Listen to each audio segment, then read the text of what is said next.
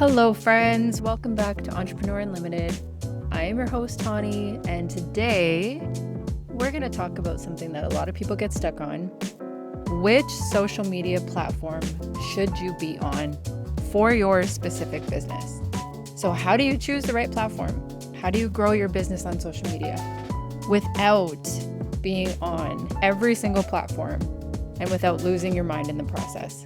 Let's be honest, because the just post everywhere advice is super exhausting, and most of us are juggling work, life, maybe even kids, that 9 to 5. We have other responsibilities, or in my case, I'm juggling multiple businesses, so it's really hard to show up everywhere. And the last thing that we need is to be stretched across every single platform, trying to keep up with the algorithm and the trends. What we need to do is just take a step back and go into it with strategy. So if you've ever felt overwhelmed or burnt out or just plain confused about where to start or what's really worth your time, then this episode is for you. Today, I want to cut through all the fluff and help you choose a platform that works for your business and your schedule. All right, let's get into it. I love a visual example. So imagine that you have a new storefront, right? Like you're opening up a coffee shop and you've got this beautiful storefront. You have these beautiful products inside, but you've decided to put your store on a side street where nobody walks. There's no foot traffic. There's no eyes on it. And that's really what it's like when you build a business on a platform that doesn't match your audience, or you've started a profile that you never show up on. So your posts are dead. I go to your profile, I can see that you're a coach, but you haven't posted since pre-pandemic times. Your platform is dead, you're not showing up. So it's really hard to get people into your world if you don't even have time to show up on social media. We know that digital marketing is important for our business. So we want to set up somewhere where our target audience lives.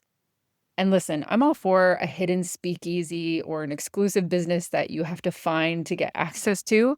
But when you're trying to build your business online, you have to be somewhere where people can see you. Social media is not a one-size-fits-all, and it should really be a natural extension of your brand. When you choose the right platform, it becomes easier to be consistent and creative and confident because you're actually enjoying it. I find that a lot of times business owners are not content creators, right? They just want to showcase their business and maybe they don't have the resources to hire someone right now. And they don't want to go online because they dread it. The truth is that people connect with energy, and we can see if you don't like what you're doing, if you don't like showing up online, the people that come to your profile can tell, okay? You don't have to be the face of your business, but when you're starting out, you have to put something out. So even if your messaging falls flat, people are very unlikely to come back. Your energy is 100% different when you're showing up where it feels good and where it feels aligned. So let's not make it complicated and start simple. First, I want to walk through what I call the platform fit checklist. I created this free guide to help you narrow down where you should be on social media. So if you want to pause here, go grab that free guide. The link is in the show notes and then come back or grab it later. For now, you can grab a pen, make some notes, or just think about your answers as we go. You want to start with your personality fit. How do you like to express yourself? Genuinely, not how you think you should express yourself, but how do you enjoy expressing yourself? Are you a writer? Do you find your voice through words and journaling? Do you love sharing your thoughts? Do you love writing long captions or newsletters? Do you read a lot of newsletters? Do you read online newspapers or physical copy newspapers, books, right? If you're a writer, you're going to vibe with platforms like LinkedIn or Medium or any blogging platform. Maybe blogging is the thing that you should start with, and then just send out blog posts via an email newsletter. If you're more of a talker like me, I love to talk into my phone. I'm always leaving voice notes. I rant, I journal through my phone and my notes app, and then I'll use some sort of service like ChatGPT to compile my thoughts and lay them out in a concise manner because I'm all over the place sometimes. So I really need something to help me bring it all together. But if you love to explain concepts out loud, then you're going to want to be on platforms like YouTube, or maybe start a podcast, or get on TikTok with a storytelling edge. Take a look at what others are doing in the storytelling space. That might be a good avenue for you, right? That might be the way to go. If you're more of a visual storyteller, so you love aesthetics or behind the scenes or showing your process, then Instagram and Pinterest are the apps that you should start with. Both very visual. So if you love telling a story visually, then those two platforms are for you. If you're a natural teacher or a guide and you're really good at breaking ideas down and you love to explain things, then YouTube and LinkedIn would be great for you. Don't try to be someone you're not. Your strength is in your natural communication style, and we all have it. And if you're not sure of yours, ask your friends, right? They're going to tell you.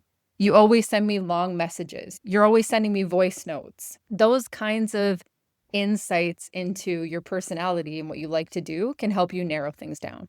So once we have our personality fit down, then we want to talk about buyer intent and industry fit. So that means we need to think about where our audience is. Where are they actually buying or paying attention? So the ultimate goal is to get customers, clients, people who opt into your service.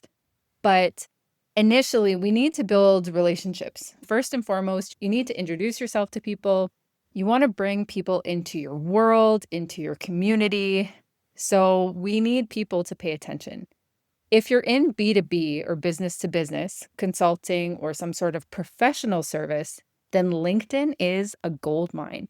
It is built for high trust and high ticket connections with the people who are making decisions at companies. Decision makers live on LinkedIn.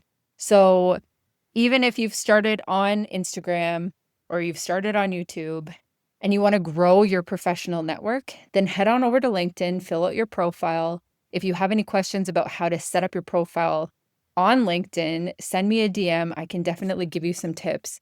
You want to be on LinkedIn with a full profile and a call to action to whatever website or landing page that showcases your product or service. If you're a coach or a wellness expert or a personal brand, Instagram really helps build intimacy and community. And then YouTube helps build depth and trust over time. So you want to connect with people and start building a community. And then when they're really getting into what you have to offer and what you have to say, lead them over to YouTube to go in depth about your process. Or if you're a coach, you could show them a day in the life or a workout routine or how you get through a process from A to Z, or give a little bit more information, because longer videos do better on YouTube. So if you have more depth to offer, start on Instagram, show some behind the scenes and some snippets of what you do, but then take your community over to YouTube to learn more. If you're in the design, food, wedding, or lifestyle space, Pinterest is a long game. It's a high conversion tool. People go there ready to take action. It's really easy to put a strong call to action there to take your viewers and your community to an external source. We don't value Pinterest enough, and I can tell you that Pinterest is still doing so well. It's definitely a platform to consider, especially if you're focusing on aesthetic, not just Instagram, but Pinterest, right? Sign up for a Pinterest business account. If you're ready, you can go all in on Pinterest, or that could be your main platform, and then Instagram can be your secondary nurturing platform, or vice versa. TikTok is very trendy. It's trend forward. It is great for visibility, but you need to make sure that your messaging is strong and that you have a place to send people after. It can be a really great way to gain exposure. Okay, so now we need to talk about your capacity, right? We need to do a capacity check. This is your reality check. And I always ask clients this: can you show up on this platform, whatever platform you choose, 1 to 2 times a week without resenting it? The last thing you want to do is resent being creative, right? But if you can show up 1 to 2 times a week, then you can get a good foundation going. And once you start to see your audience and your community growing, then maybe you can start putting some resources into hiring someone else to help you with your social media content strategy. But until then, can you show up? Do you have tools and systems to make it easier? Can you sustain it through a rough week? When the energy or time is low, can you use one of the days that you have off to bank some content so that you can post even when you're not feeling up to it? If the answer is no, that's not failure, that's being realistic. And that's a filter that we need to look at, we need to embrace, we need to understand. So, what I always suggest is pick one platform to grow and then one to nurture. Start with Instagram, grow that platform, and then maybe you're using YouTube or Pinterest to nurture. Okay. You'll have one that you go a little bit more all in on, and then a second one just to keep visibility going because you want to see where your audience lives more. I love the idea of a LinkedIn YouTube or a LinkedIn podcast or a YouTube podcast or Instagram Pinterest or Instagram Facebook. Two platforms that complement each other, in my opinion, will help you avoid burnout because you can almost post the same content, just tweak it a little, right? You want to make it platform specific, but they're so complementary that you're going to find that you're finding the same kind of target audience. And that's why it's so important to understand your target audience before you get started so that you know which primary platform and secondary platform to choose from.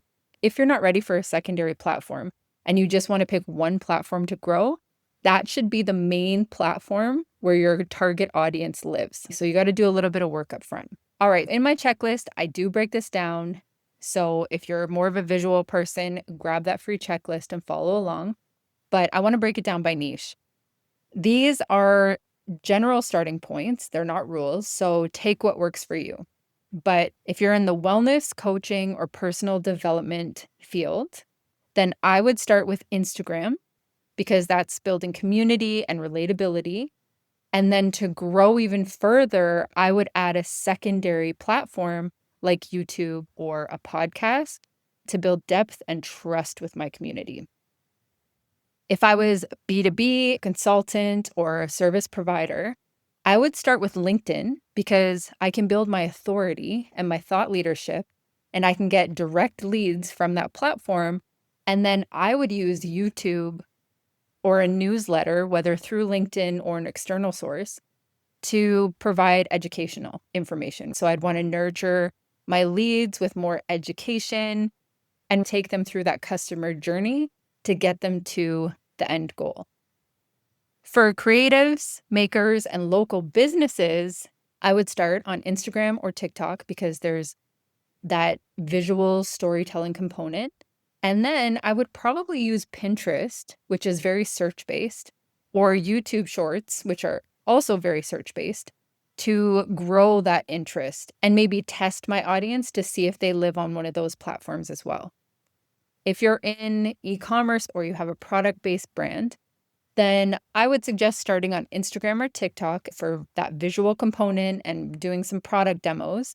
And then I would use Pinterest for search and longevity, and might even tack on that email newsletter to that as well. Because you almost want to compile all of the information that you have into little mini sections and then give a really strong call to action for the consumer, for the buyer, for your community member. Newsletters are great for any brand, but they take a lot of time to put together. There are many programs out there that provide templates for you. So if it's something that you want to look into in the future, I would suggest getting familiar with email marketing. The thing about email marketing is that it will last even when social media platforms are going up and down and changing. Email newsletters are your connections. Those are your people. They are direct to you, and you can always export them to a different platform if it doesn't work for you. So how do we build a feel-good growth plan?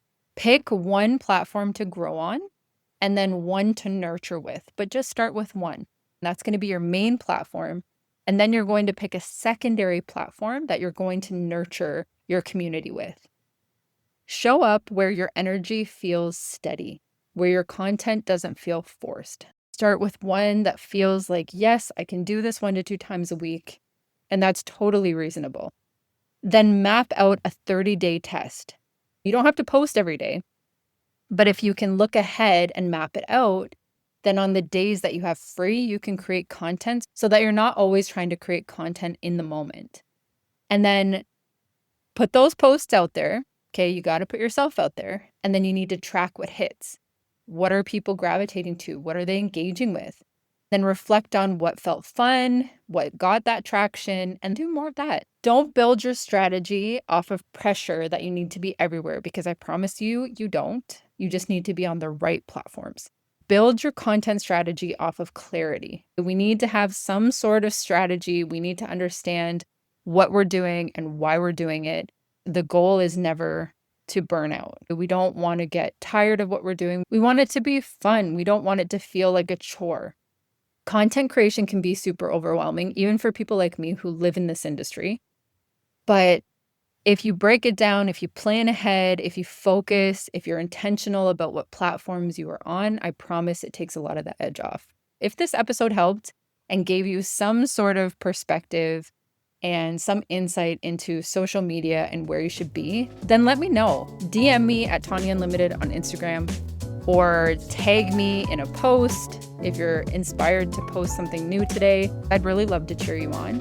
And like I mentioned earlier, I do have a checklist. I have linked that in my show notes. So thank you so much for being here. If you enjoyed this episode, please feel free to share it with a friend, to rate, to subscribe so that you never miss a new episode. You've got this. I'm always rooting for you, and I'll see you in the next episode.